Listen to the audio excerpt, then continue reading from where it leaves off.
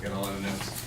Okay, so my opponents have stated that they believe that if minimum wage should be raised because of poverty, it's going to offset poverty. What they haven't talked about, though, are what about the jobs? What's going to happen to jobs? So job losses are going to occur when minimum wage is raised. According to the Congressional Budget Office, they estimate that if the minimum wage is raised to $10.10, approximately 500,000 jobs are going to be lost,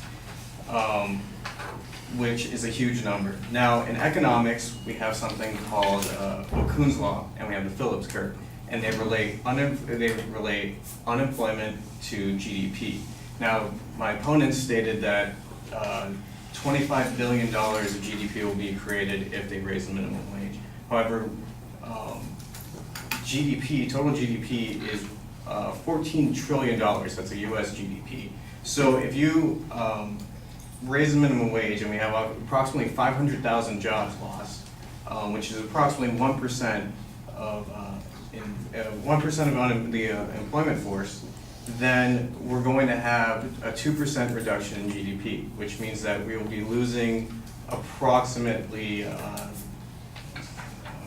think it was 20 billion. So that's something that will not be affected, or that is not reflected in their argument. Also, we have one of the downsides to raising the minimum wage is that teens and young workers will be eliminated from job contention. I know that they argued that most teens and young people actually aren't in the minimum wage market. However, I'm going to talk about that. So 1.8 million employees are paid the minimum wage of $7.25 in 2010. So overall, that doesn't seem like a lot. That's actually, if you look at current statistics, we have 154 million people in the labor force. Now, roughly half of those, 49%, were aged 24 and under. So 62% of them were living in families with 2 or more times that the poverty level. And that's according to Mark Wilson, who is an economist. The other half, and this is also from Mark, is they were aged 25 and up, so they are correct in that regard. However, 29% of them were living near the poverty level, but 24.8% of them were working voluntarily part-time, and only 34.3% of those are full-year employees. So if you multiply the percentages together, you actually get 1.6, or 1 out of 6 people working as full-time employees making the minimum wage.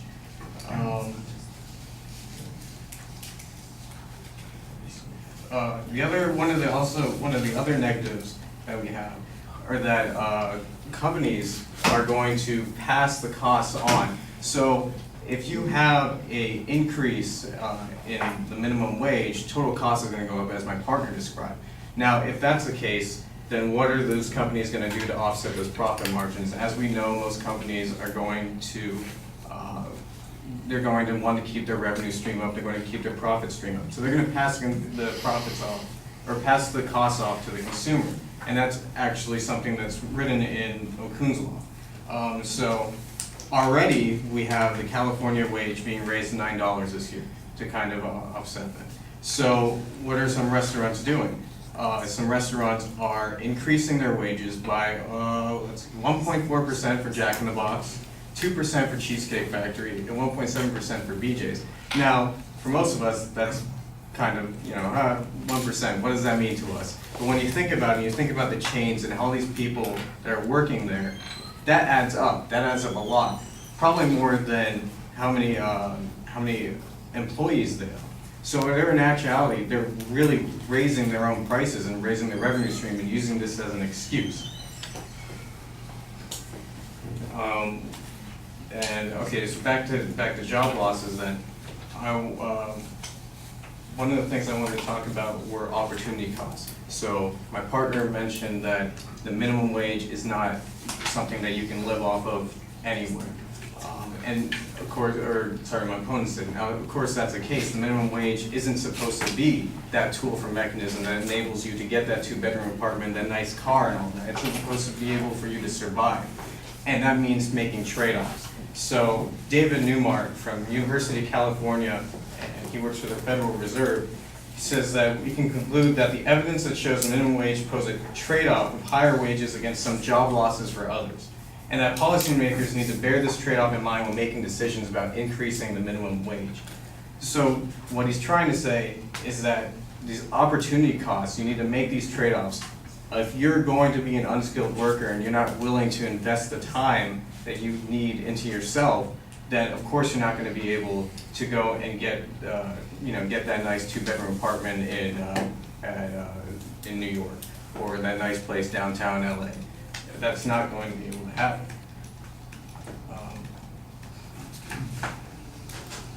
And then, as well as that, from Texas A&M, another, or actually two PhD economists, Jonathan Muir and Jeremy West, they say that a minimum wage has two opposing effects on unemployment. It reduces demand for new workers and raises the marginal cost of an employee while inducing additional search from unemployed workers. So the net effect is actually an employment or reduction in employment via the rate of long-run job growth. So in actuality, they're killing the rate at which jobs grow, which will in turn, as more and more people enter the labor market, will increase the number of unemployment. And then one more argument, some states are actually increasing the minimum wage already. So California, for example, is raising the minimum wage. They will be going to $10 as of next year. Connecticut is going to be doing that as well. So why does the onus lie on the federal government if states are already taking that initiative? As well as states, the Gap is also increasing their minimum wage to $10. So these companies are taking the initiative to make sure that they get the best employees. Why should the onus rest just on the federal government?